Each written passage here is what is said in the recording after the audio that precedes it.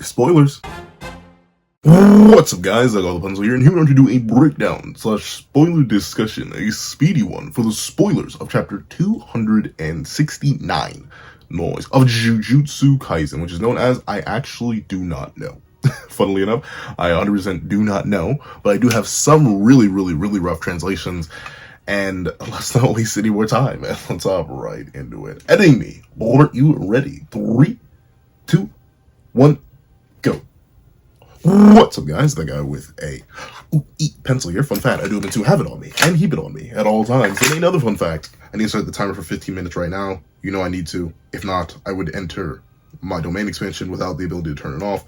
15-minute timer started. Okay, so first things first, this chapter is, just as I expected, a whole bunch of cleanup. Like, if I had to use one word, is cleanup one word? Or is it 2 words? Is it a compound word? But essentially, if I had to use one phrase to describe this chapter, it is cleanup, it is wrap up, it is review, it is breakdown. Essentially, think of it as if the fandom wrote a chapter. And not necessarily in like a horrid way, but in like a, okay, here are all the hypotheticals that could have happened in the Shinjuku Showdown if X would happen, Y would happen, and also cleaning up who lived, who didn't, and sort of opening up doors, closing some doors. It does a lot. But first things first, we do need to address Mei basically being the focal point of this chapter. Overall, she is the great facilitator, the one who organized everything, and we see the chapter open with her. Now, I don't have translations for this first page, but it doesn't really matter because we get context immediately. Whoa! Oh, okay, yeah, we're immediately being in it. So I was wrong. I thought it was Rika who was yelling at the end of the last chapter, but no, it was in fact my glorious, amazing, next level, Zenin Queen, the last Zenin, Maki. She was yelling at Yuta, and I'll admit, I don't really get it. like I'll be completely honest with you. What's the issue? She says, "Hey, you. Just because you're back in your original body doesn't mean it's all sunshine and rainbows." It literally is. I don't get it, especially with what's revealed this chapter with who lived and who didn't live. What's the problem? He's fine, and funnily enough, the scars will likely heal.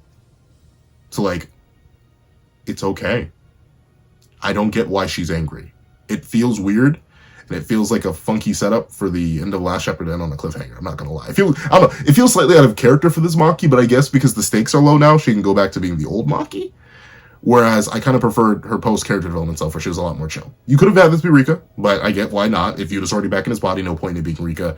You could have had it be anyone else, I guess, but at the same time, I guess Maki makes the most sense. It feels like this is like a JJK0 Maki or early JJK Maki, rather than, oh, BT dubs, this is a monster, by the way, Maki. But with it being the case, we see that ultimately, I don't really get the end of last chapter. Yuta's fine. So what was Yuji talking? I don't know. That's the thing. The end of last chapter and the start of this chapter both feel weird to me. I'm not gonna lie to you. I'm not gonna sugarcoat it.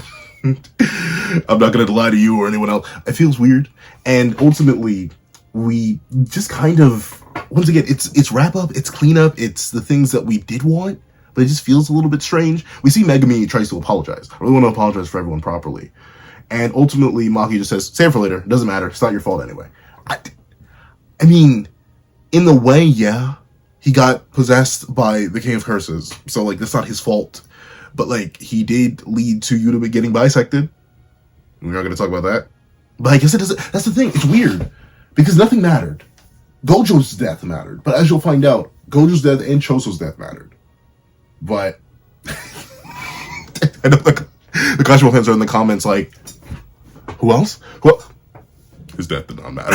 Would that being the case? I mean, it matters to me, because I like Kashimo. And it matters to the Kashimo fans, because they like Kashimo. We like Kashimo. But, like, on the grand scheme of things, it does not matter. In fact, Kashimo doesn't even get addressed this chapter. At least in the super rough translations I have, no one mentioned Kashimo. At least Choso got a mention. Gojo doesn't necessarily get a mention. Like, they don't even mention what they do with his body. Like, did he get buried? Is it still around? Or the people hoping and craving for a Gojo comeback, which apparently they still exist. I thought I was kidding when I made that video, but no, apparently they still exist. Like, what happened? What happened to his body? I don't think they mentioned it here. But hopefully Megumi gets off scot-free for being possessed by Sukuna. I guess, it makes sense, it's fine. Everyone lived.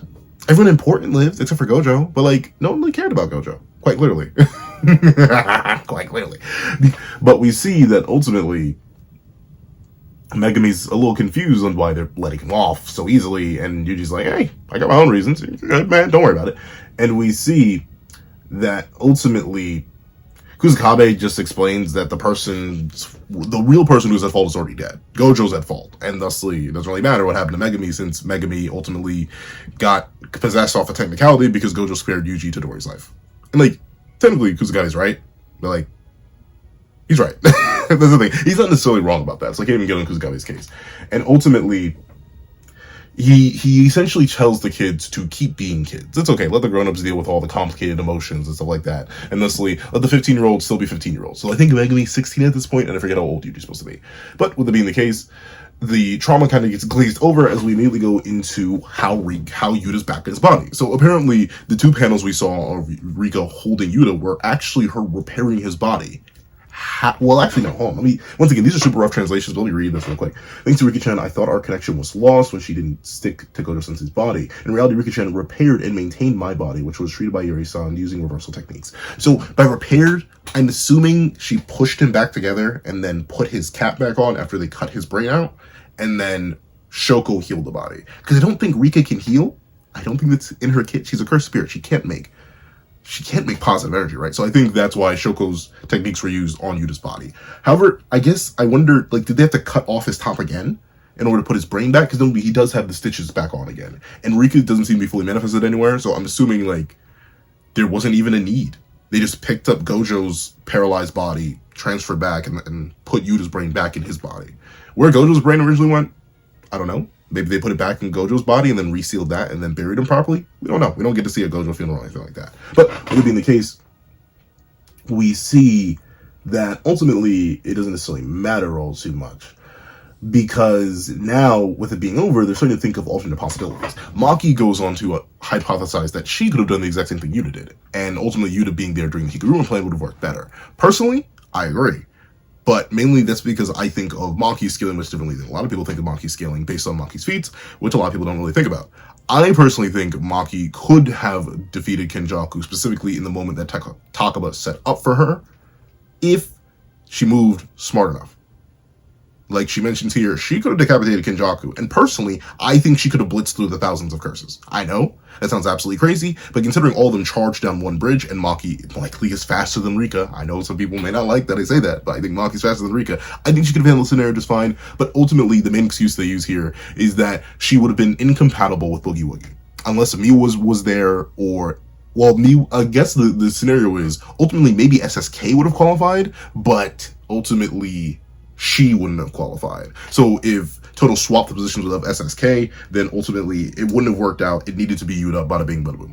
I'm fine with that. It's whatever. Ultimately, I do think if any character was going to kill Kenny, it should have been Yuta. Because, like, at least those two had some sort of dynamic in a roundabout way. Both acknowledged each other, one in disregard, one in regard. So, like, I'm fine with that. I'll take it. I do think Maki could have done it. I know people won't like that. It doesn't really matter. That's the thing. We're kind of talking what ifs at this point. But Total explains ultimately that he needs Yuta to do it, and Maki would have been worthless in that scenario. Womp, womp, womp. Okay, it'd be like that, would be like that. She kind of ended up being worthless in the back after the Shinjuku Showdown anyway, so it'd be like that. With that being the case, also the idea of the tape recorder being brought up. This is a big thing by the fandom. I guess Gege heard the fandom complaints and decided to explain it in the narrative, even though I thought it was pretty obvious, and I think anyone else who read the series thought it would be pretty obvious. Ultimately, if her speech was used either multiple times by different people, it wouldn't have worked, or multiple recordings by different people, it wouldn't have worked, and also, if it was used on a stronger Sukuna, it wouldn't have worked. And the backlash would have just killed Inumaki for no value. Shock horror? Crazy. I genuinely, like, the fact that the people who complained about her speech being used when it was used, I was bamboozled about, but you'll see that I didn't pay it much mind, because I either figured Gege was going to explain it, or it was obvious enough. And ultimately, Panda does explain it for Inumaki, who still only speaks in fish parts. Yeah, yada, yada, yada. I despise Panda. I just want, let me just woosah. But with it being the case, Higuruma's alive. I don't like it. I get it, but I don't like it. And once again, I kind of mentioned, I forget if it was on here or on the other platform, but I mentioned how a lot of the characters that ended up passing away were remnants of the past. Choso, a remnant of the past. He's the cursed W. Kashimo, a remnant of the past, literally from a previous era. Gojo, a remnant of the past. He's from the not necessarily too far past, but he's from a previous era than our current era, so it makes sense that they all perished. And I threw Higuruma in there too, because he's an adult. And I thought he was going to go, but he didn't. He's alive. Why his curse technique stopped? I guess he passed out. He passed out from the pain, but ultimately he did end up surviving. And, I mean, It's fine. I literally made a video, ironically enough, joking about how the fandom kind of forgot about Higuruma, and it looks like Gege didn't forget about Higuruma and brought him back. I'm indifferent. The only reason I don't like this is because it lowers Sukuna's body count again. Don't get me wrong, Gojo's still the biggest body that Sukuna could have ever reasonably gotten, other than, like, Megumi. But, like, now it's just Choso, Kashimo, and Gojo.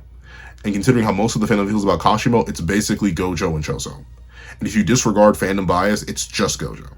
In terms of, like, actual decent characters that Sukuna off. And admittedly, Higuruma wasn't too... That's the thing, I feel more iffy on Higuruma being alive. I like the character, so I'm happy he made it. But at the same time, I'm like, Sukuna's body count, it drops, at least in terms of the Shinjuku Shonen. Obviously, he still has all the nameless fodder in Shibuya, but it's nameless fodder. I'm talking about named characters that Sukuna actually got. And Yorozu as well. Yorozu and Ryu.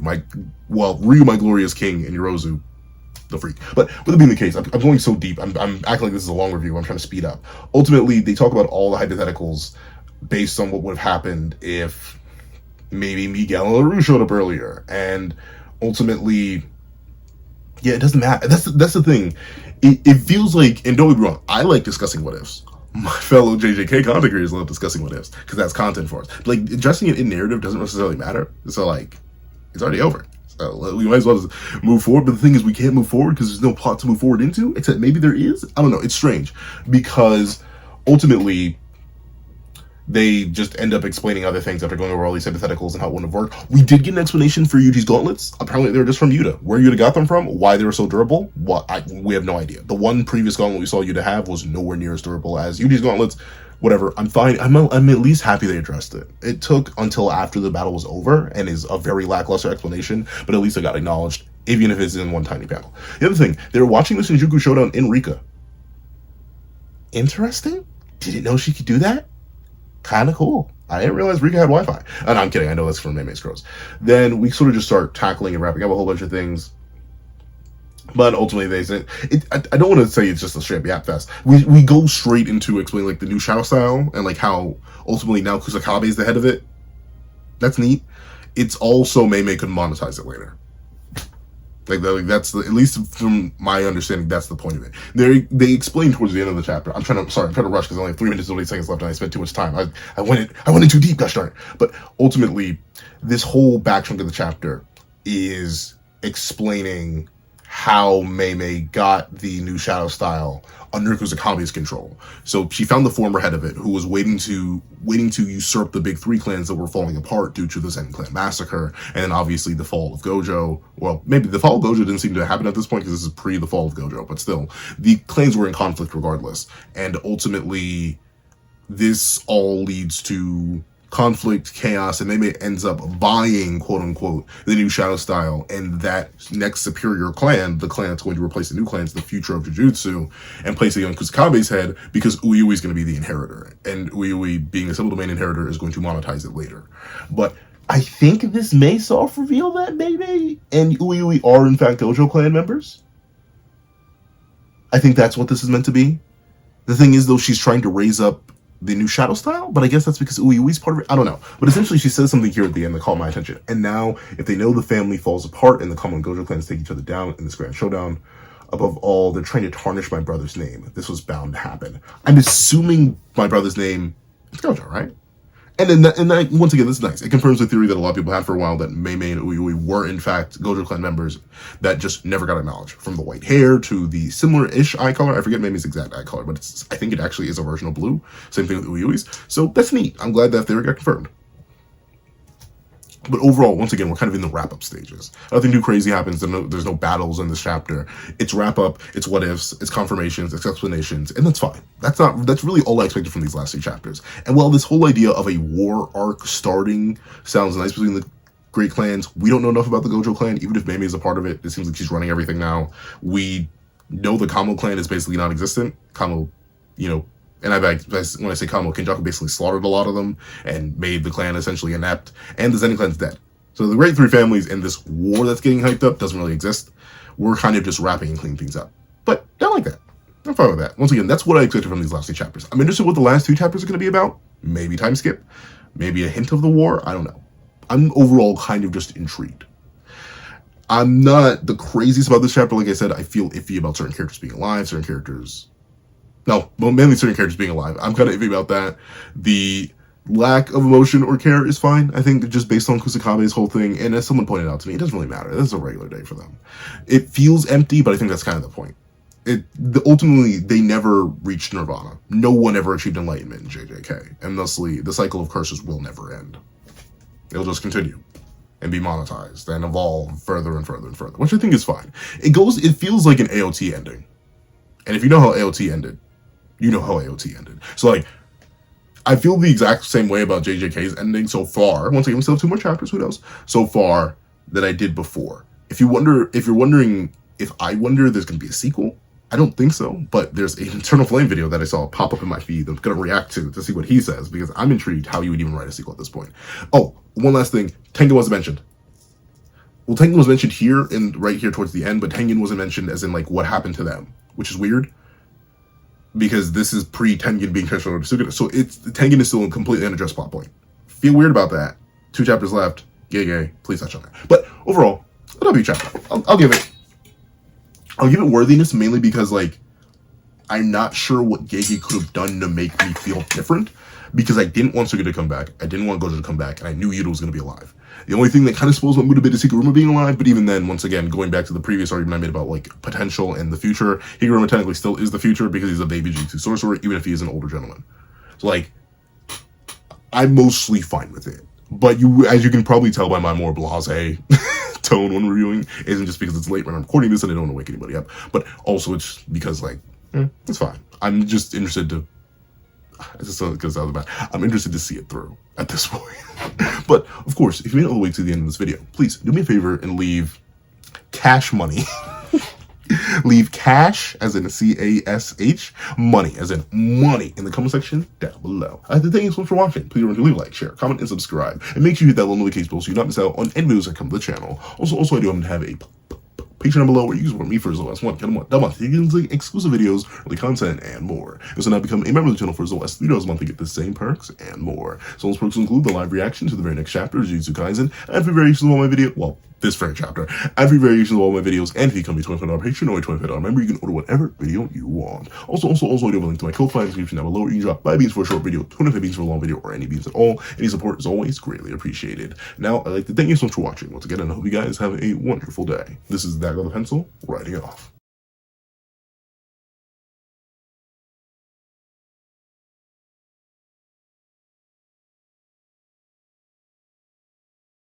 I'd like to give a thank you to our $3 members: Sierra, Greyhound, Eternal Flame, NMA, Real Rare, Red Wolf 4765, Paris Arnold, Astro, Brandon Payne, and G Prosper.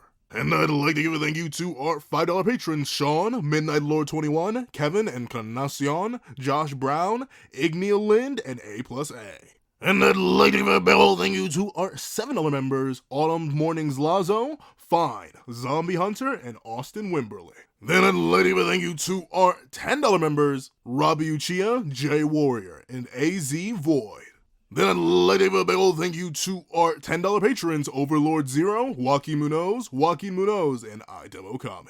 And I'd like to give the craziest, juiciest, most next-level, quadruple, sloppy, toppy, next-level, superhuman, in beyond this world, kidney heaven thank you to our $100 patron, or That Guy with a Pencil tier patron, Calvin Elder.